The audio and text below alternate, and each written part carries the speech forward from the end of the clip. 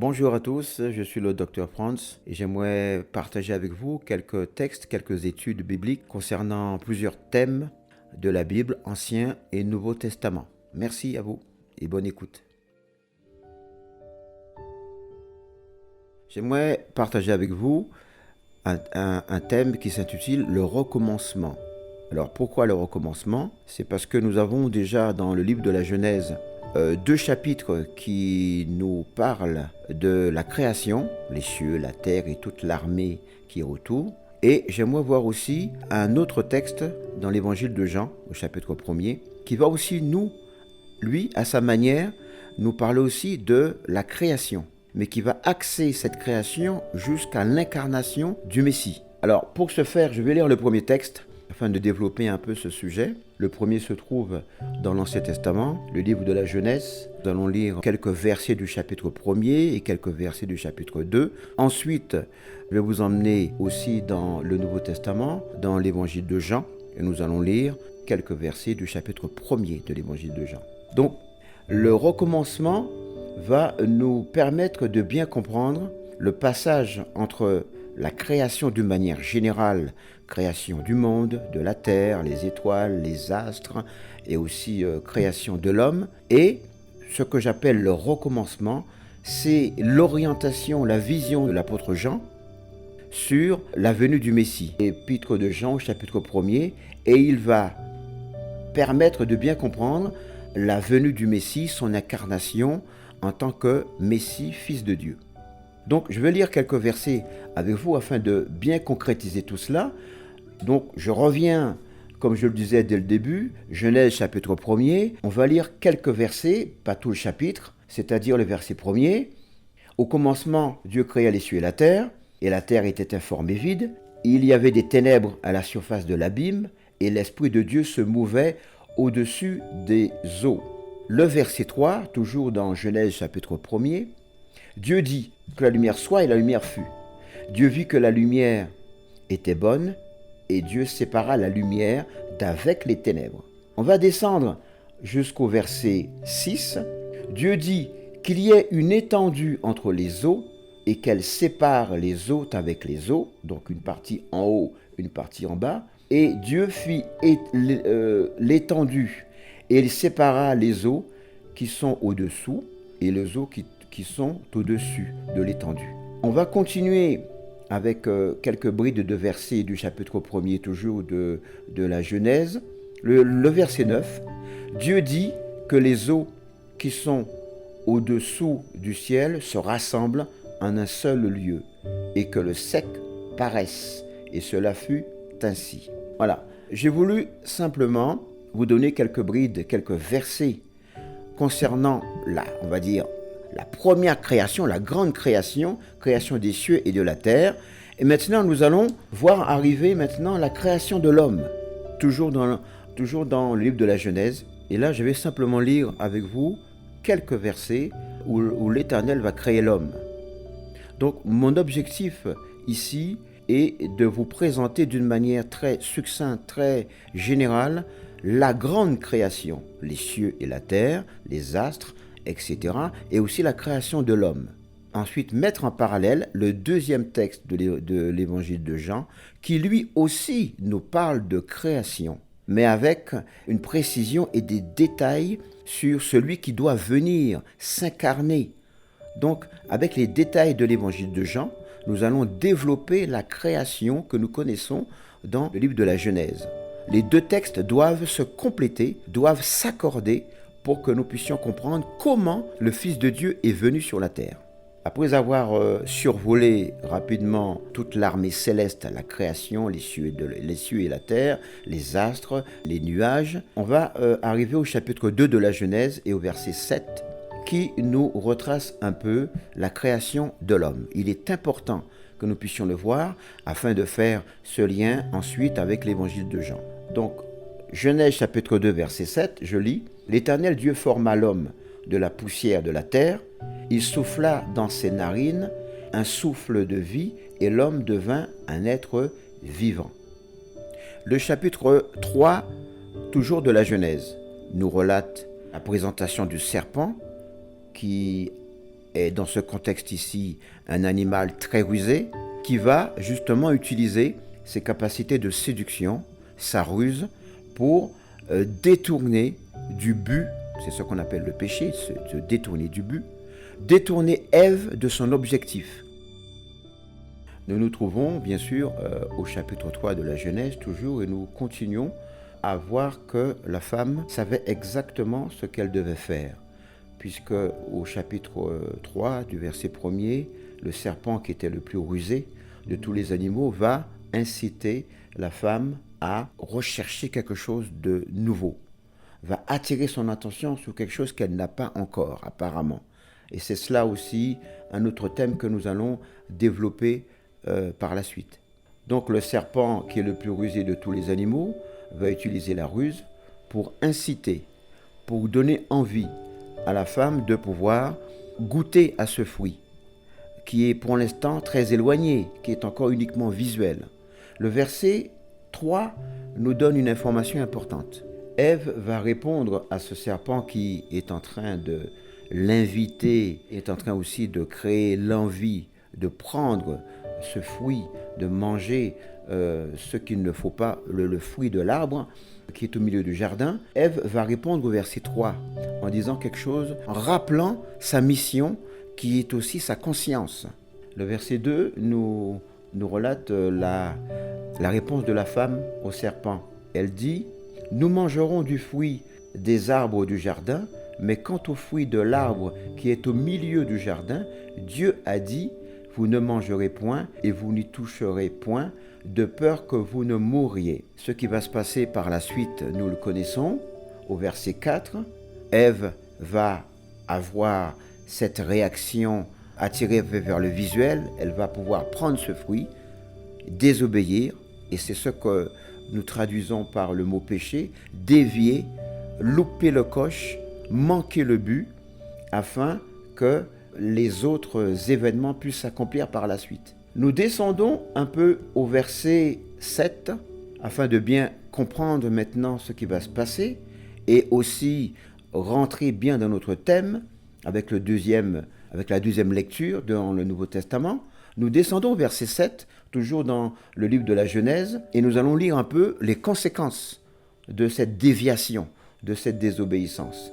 Les yeux de l'un et de l'autre s'ouvrirent, et ils connurent qu'ils étaient nus, et ayant cousu des feuilles de figuier, ils s'en firent des ceintures. Alors ils entendirent la voix de l'Éternel Dieu, qui parcourait le jardin vers le soir, et l'homme et la femme se cachèrent loin de la face de l'Éternel Dieu, au milieu des arbres du jardin. Nous avons ici, là, atteint l'objectif de cette première lecture dans le texte de la Genèse, chapitre 1er, chapitre 2 et chapitre 3.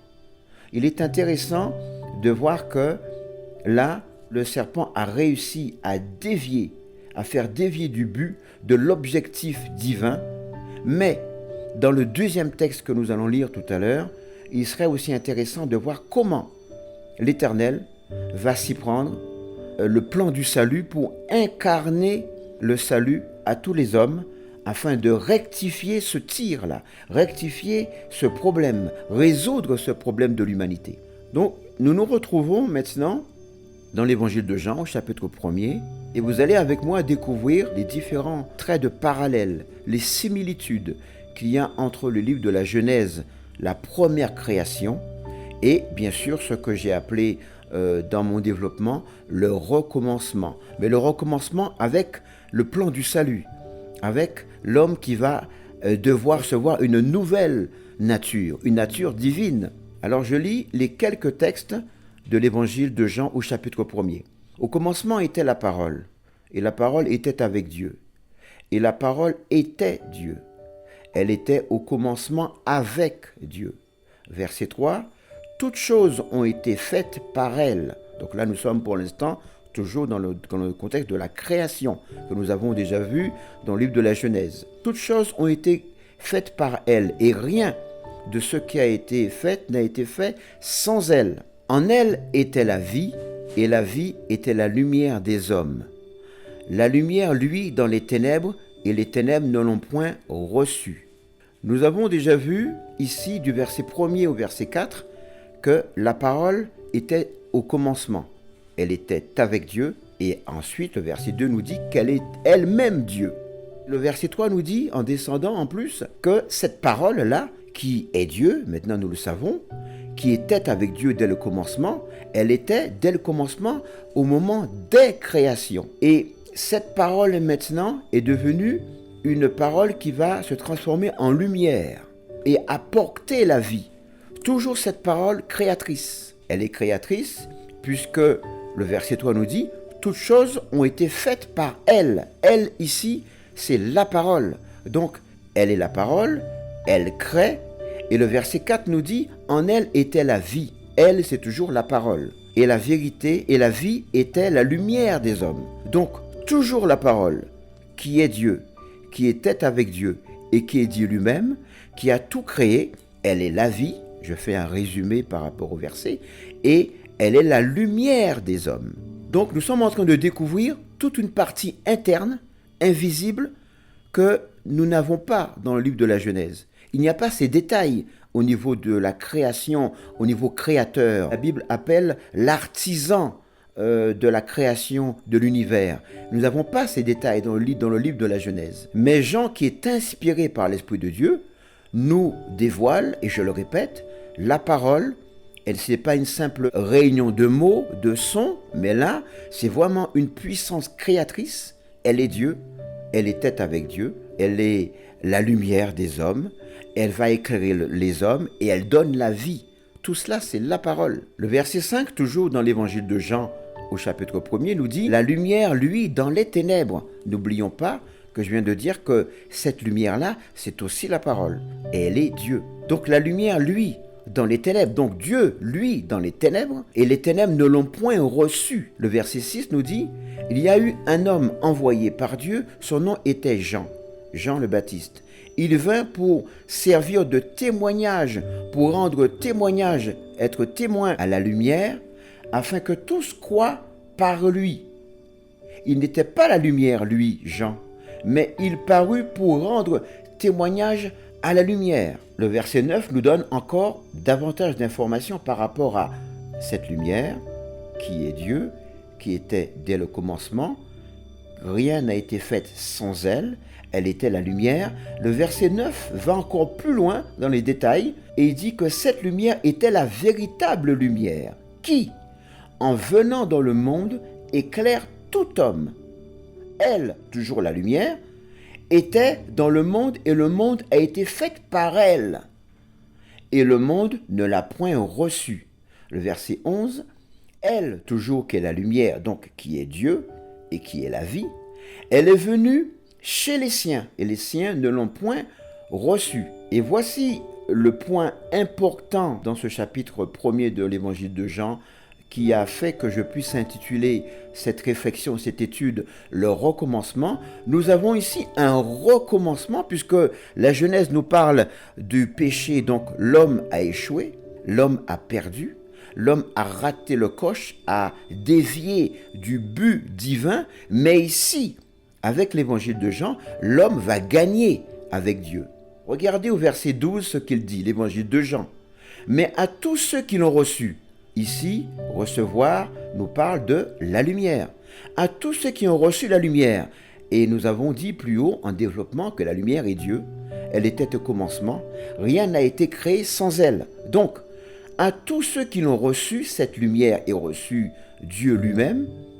À ceux qui croient en son nom, elle a donné le pouvoir de devenir enfants de Dieu, lesquels sont nés non du sang, ni de la volonté de la chair, ni de la volonté de l'homme, mais de Dieu.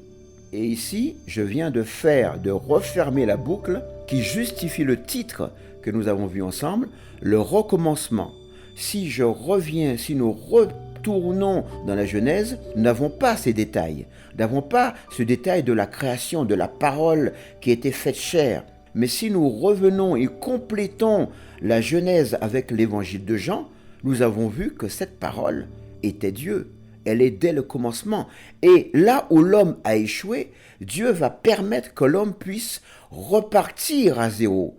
Et pour cela, il faut qu'il réalise le verset 12 que nous venons de lire, c'est-à-dire à tous ceux qui l'ont reçu, donc je répète, la lumière, la parole, la vérité, à tous ceux qui l'ont reçu, à ceux qui croient en son nom, toujours croire au nom de Dieu, à cette lumière, à cette vie, elle a donné le pouvoir de devenir enfants de Dieu. Et voilà, là où Adam et Ève ont échoué, en écoutant le serpent, bien sûr l'Éternel ne les a pas rejetés définitivement et éternellement, mais la solution, nous l'avons ici dans l'évangile de Jean, au chapitre 1er. Elle a donné le pouvoir aux hommes aujourd'hui, avec le message de l'évangile, le message qu'apporte le Messie, Jésus-Christ. Elle a donné le pouvoir de devenir enfant de Dieu. Et la précision du verset 13 est très importante. On ne devient pas enfant de Dieu humainement, par la volonté de ses parents, mais on le devient par la volonté de Dieu. Il est bien marqué ici, le verset 13, « Non du sang, ni de la volonté de la chair, ni de la volonté de l'homme, mais de Dieu. » Ce qui est normal, puisque nous venons de dire que cette parole est venue habiter par les hommes. Elle est Dieu, elle a donné la vie, elle a éclairé, et c'est Dieu lui-même. Donc, lorsqu'on accepte Dieu lui-même, par le message de son Fils Jésus, par le message du Messie, elle nous donne le pouvoir, ici nous le voyons, d'être appelés enfants de Dieu, et nous sommes transformés. Ainsi, en résumé, ce que nous avons raté, loupé, dévié dans la Genèse, nous le retrouvons ici avec l'évangile de Jean au chapitre 1er. J'ai voulu, en résumé, vous amener avec moi dans cette compréhension de deux textes, afin de mettre en parallèle la Genèse, toute la création aussi de l'homme, la femme qui a été tirée de la côte de l'homme, et aussi, toujours par rapport à la Genèse, la phase où le péché est entré dans le monde. Et en parallèle, j'ai voulu apporter des précisions aussi sur la création, avec le texte de l'évangile de Jean au chapitre 1er, mais en allant plus loin, en faisant un recommencement, qui est le titre de cette méditation, le recommencement, puisque là, dans le jardin d'Éden où l'homme a échoué, a péché, a loupé le but, a loupé le coche, dans l'évangile de Jean, il y a un recommencement pour l'homme nouveau.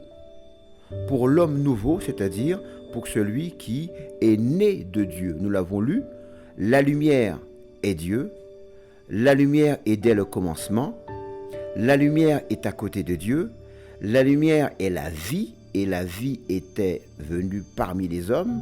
La lumière qui est Dieu n'a pas été reçue parmi les hommes, et pourtant à ceux qui l'ont reçue, à ceux qui l'ont ajouté foi en la lumière, c'est-à-dire Dieu, elle leur a donné le pouvoir de devenir enfants de Dieu. Donc, dans un premier temps, l'homme a échoué dans la Genèse, et nous parlons ici de recommencement, c'est-à-dire un sauvetage spirituel venu incarné par le Messie, qui est lui-même le Fils de Dieu, pour permettre à l'homme de retrouver tout ce qu'il a perdu. Merci pour votre écoute, et je vous dis à bientôt sur un autre thème.